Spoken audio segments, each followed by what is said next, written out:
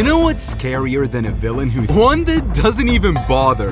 They just move, and when they finally decide to speak, it's already too late to do anything about it. Here are 7 times the silent villain finally spoke. Destroy the Teen Titans, and then we'll talk. Slade doesn't introduce himself. He operates through other people, never in the room, never at risk. And when he finally appears, he still doesn't give you anything, just a mask. Actually, I'm not such a nice guy myself. If you watched the Teen Titans and thought Slade was just another villain with a plan, you missed what the show was actually doing. Most villains want your attention. Slade wants your focus. Because the moment you start thinking about him, he's already won. Who's Slade? Robin is the leader of the Teen Titans, the only one without powers, and somehow Slade turns him into the most controllable person on the team. Not by mind control, not by blackmail, by giving him a mystery he can't let go of.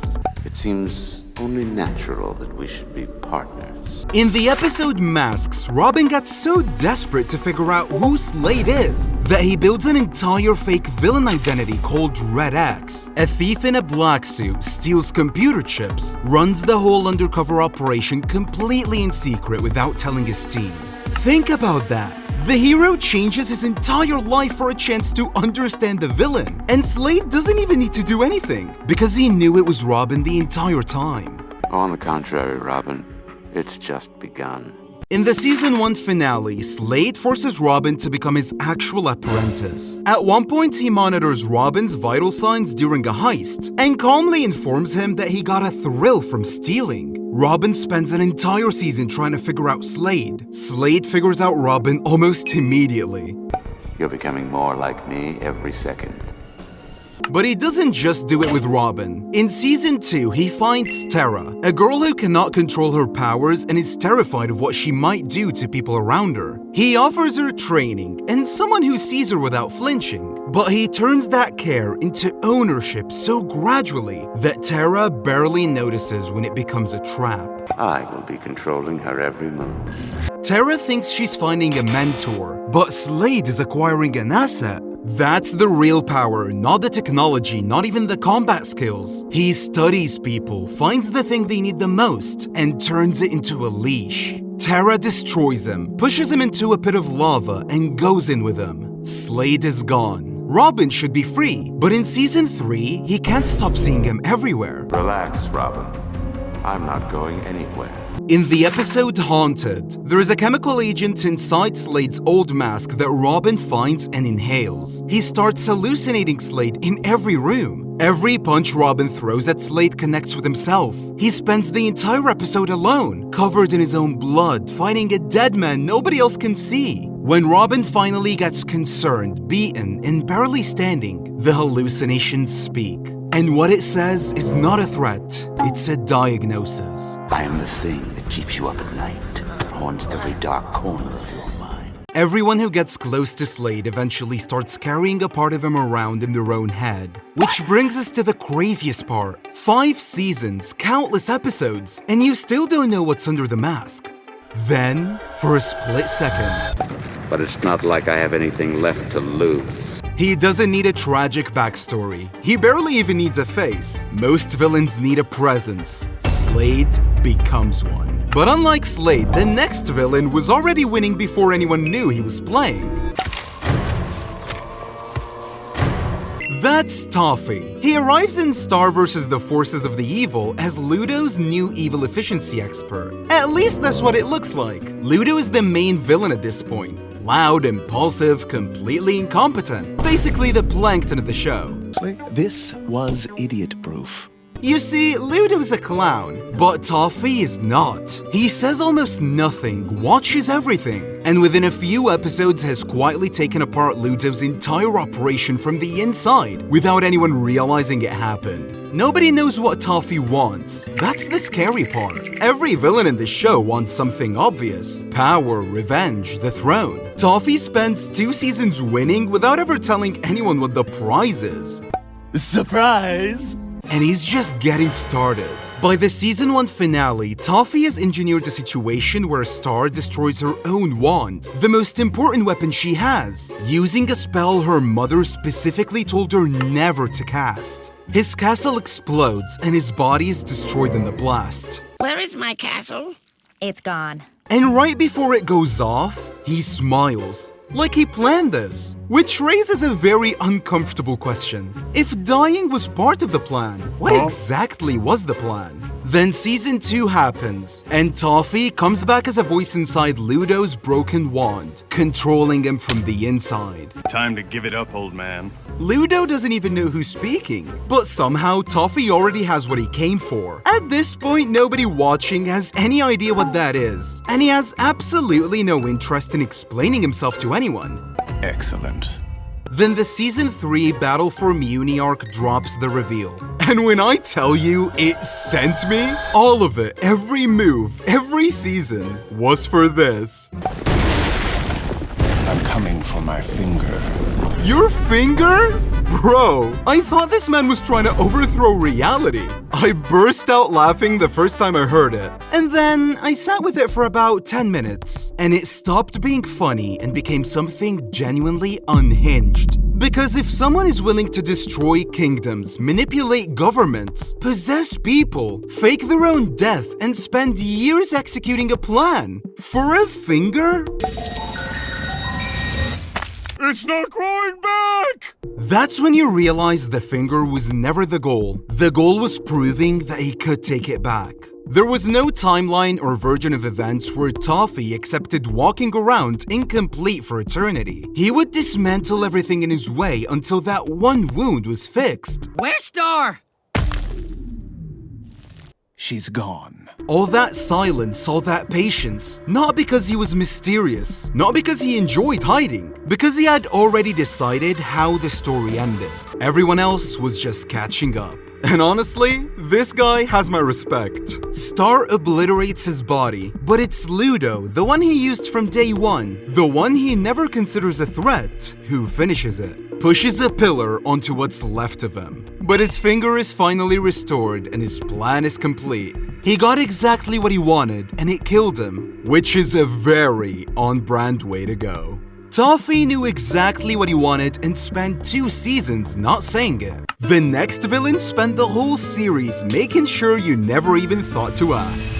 Yes, yes, all hope will soon be lost. Over the Garden Wall is a 10-episode animated miniseries about 2 brothers, Vert and Greg, who got lost in a foggy, mysterious forest called the Unknown. From the very first episode, the Beast is a voice in the dark that always knows where you are. The show never explains him. What it does instead is scarier. He rarely ever appears. He's just the thing the entire forest is afraid of, and that's it. Beast! Beast! The Woodsman, a haunted older man who chops down special trees to make oil for a dark lantern, works for him because the Beast told him his daughter's soul is trapped inside the flame. If the flame goes out, she dies. So the Woodsman keeps chopping, keeps the lantern lit, and never questions it. For 9 episodes, the Beast barely exists as a character. He exists as a certainty. Never mind that, Gregory. Everyone is afraid of him. Everyone obeys him. Nobody questions him. The show never needs to prove he's powerful because the entire forest already acts like he is. And then in episode 7, he steps slightly out of the shadow and speaks directly. There is only the forest, and there is only surrender. Listen to how absolute that sounds. Not a threat, not a warning, a fact. There is only surrender. Like he's describing gravity. The absolute certainty that there's no alternative. I think the reason it works so well is that he genuinely needed you to believe it. Because the moment somebody stopped believing him, he had nothing. And in the final episode, someone does. Listen, Woodsman. Listen to me. Vert, who's been anxious and scared and frankly a bit of a mess for the entire miniseries, picks up the lantern and says he's gonna let the flame die. He's a teenager, not a hero in any traditional sense. The second the Beast panics, Vert figures it out. If something that powerful is terrified of the candle going out, the candle isn't protecting him, it's protecting the beast. Don't! There it is. The woodman has been keeping the beast alive for years, cutting down the souls of lost children turned into trees to make oil, because the beast told a grieving father his daughter was inside that flame. She was never there. She was home the whole time, waiting for her dad. That's the twist. The beast was never powerful because he controlled the forest. He controlled the forest because he convinced one grieving man that he was powerful. Well then, perhaps we better make a deal. That's why his voice matters. For 9 episodes, the beast sounds like an inevitability. The moment he finally speaks for himself, you realize he's something much smaller. A liar. A convincing liar. Because the whole thing runs on belief, not power. He was terrifying because of what he was hiding. The next villain has nothing to hide. And somehow, that's worse. There's no place to run. Katz runs a motel in the very first episode of Courage the Cowardly Dog. There's just one problem with it. The guests never leave. He's a tall red cat with impeccable manners and a calm voice. He looks like he manages a boutique hotel in a nice neighborhood. Except the motel feeds people to spiders. And that's the weird part. The show never explains any of it. No tragic past, no origin story. That's exactly what he wanted. Your web is such a mess. Katz feels less like a villain and more like a cat that accidentally learned how to talk. He returns across the entire run of the show, running completely different businesses. A spa, a candy factory, a submarine cruise. And every single one is a front for something that ends in death. Welcome to Cat's Candy. I'm Katz. But there's one thing Katz does every single time. He likes to challenge Courage to a sporting event before the terrible thing happens. And every time he offers the same line with the same warmth, if someone's suggesting a pleasant afternoon activity. A little sport before dying, dear boy. Katz hates dogs. Not just Courage specifically, because he keeps stopping him. He just hates dogs. No dogs allowed. I'm thinking maybe it's because he's a kitty? In Ball of Revenge in Season 4, the show reunites every major villain for one final showdown against Courage. Every other villain in that basement has a traceable reason to be there, like grievances, history, scores to settle. Katz is the only one who's visibly having a great time. He immediately takes charge of the whole operation like someone who finally gets to do their favorite activity and is not gonna waste a second of it. Most villains become less scary once you understand them. The Queen of the Black Puddle is lonely. Le Quack is greedy. Freaky Fred is... Okay, bad example. But you get the point. Katz never gets that episode. So what do you do with a villain the show refuses to explain? He just shows up, runs a new death trap business, loses, and comes back the next time with a fresh business. Please join me for a relaxing visit to our spa. Eventually, you just accept that his silence is not a mystery waiting to be solved. His silence is the answer. Because the scariest villains are not the ones with reasons. Reasons are something you can argue with, appeal to, try to fix. Katz has no reason, and therefore no handle. Nothing to grab onto. He just is what he is. My dear boy, this has become too easy. Ain't nothing you can do about it. The polite psychopath you meet in episode 1 is exactly the same man in his last appearance. And somehow, that's the most unsettling thing about him. But unlike Katz, the next villain had every reason in the world and spent 350 years making absolutely sure nobody ever found out. That's better. Belus enters the Owl House as a golden mask on the throne. Everything on the Boiling Isles run in his name. Nothing runs through him directly. If you watched 2 seasons of the show and never questioned that, neither did anyone inside it. What's underneath that mask is the most disturbing thing in this entire video.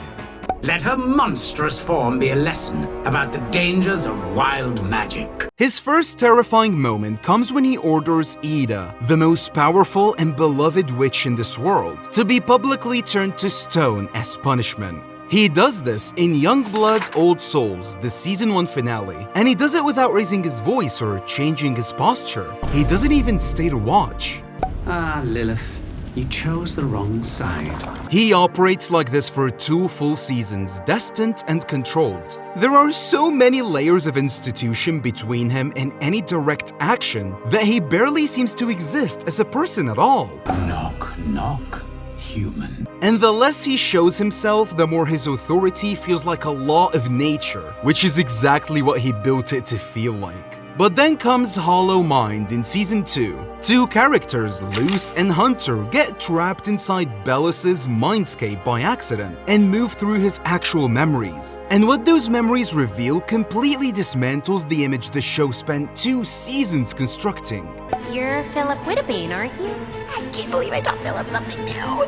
Yup, Belos is Philip Whittabane, a human from Connecticut. Born in the early 1600s, his older brother Caleb fell in love with a witch named Evelyn, followed her to the Boiling Isles, and chose to stay. And Philip, who was raised as a witch hunter and genuinely believed witches were monsters, could not accept his brother making that choice. So he killed his brother. There's witches! He murdered his own blood for falling in love with the wrong person, and then spent 350 years on the Boiling Isles building a system of total control so that no witch would ever have that kind of freedom again. He turned his own crime, his own jealousy, his own murder into a holy mission.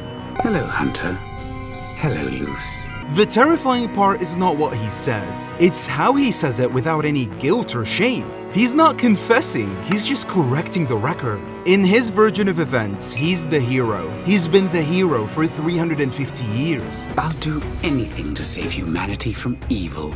And nothing Luz says in that moment is gonna change that, because he has rewritten the story so many times over 3.5 centuries that the original version, the one where he murdered his brother out of jealousy, is genuinely no longer accessible to him. The moment you get close enough, you see a bitter man who killed his brother and has been calling it righteousness ever since. Your patience will be rewarded. He dies at the end of the show. The boiling rain dissolves him, literally. He falls apart from the outside in.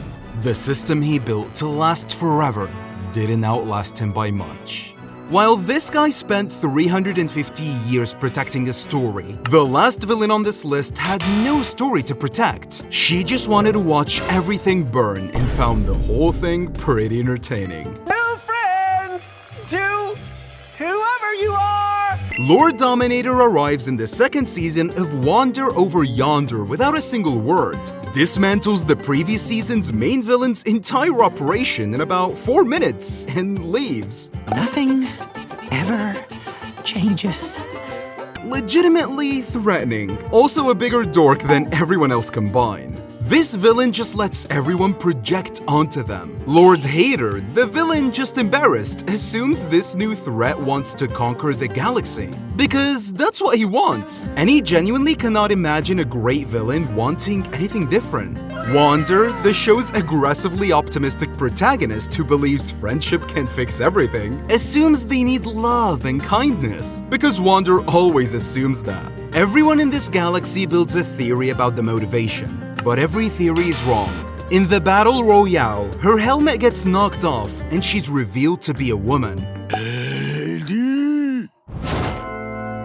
The show plays it for laughs and everyone adjusts their assumptions, but nobody gets any closer to the actual answer. Lord Hater, being the narcissist he is, decides this means she likes him. So you don't want to date me? And then they say the worst she can say is no. The full truth comes out in My Fair Haiti, a complete musical episode where Hater shows up on her ship and asks her out, because he has absolutely convinced himself she's interested. Wander is also there trying to extend the hand of friendship, and she lets both of them believe they have a shot for long enough to make the reveal hit harder. We're just a bunch of goofy idiots! But what does she actually want? It turns out she has just one motivation. I'll destroy you! That is precisely it. She does not want to rule the universe. She wants to destroy it. Commander Peepers, the most strategically intelligent character in the show, hears this and says, "Man, that's evil." Well, everyone loves evil Nerd Girl. Even the villain's own second-in-command had not considered that destruction for its own sake was an option someone could just have.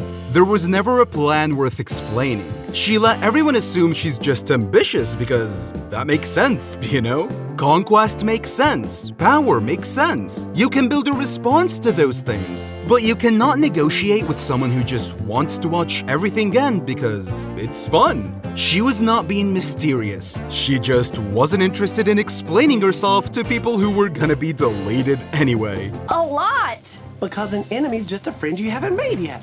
In the finale, Dominator destroys almost every planet in the galaxy, and then she runs out of planets to destroy. Nothing left, and for the first time, she falls completely silent. Wander saves her when her ship explodes, offers her a fruit basket. She rejects it, kicks him away, calls everyone dorks for the last time, and then floats off into space in a bubble. No redemption, no explanation, just gone. What I'm sad about is that we never find out what made her this way. We'll never know what started her villain arc, but just like every other villain in this video, she knew that the moment you explain yourself, you become a little more human and a little less terrifying.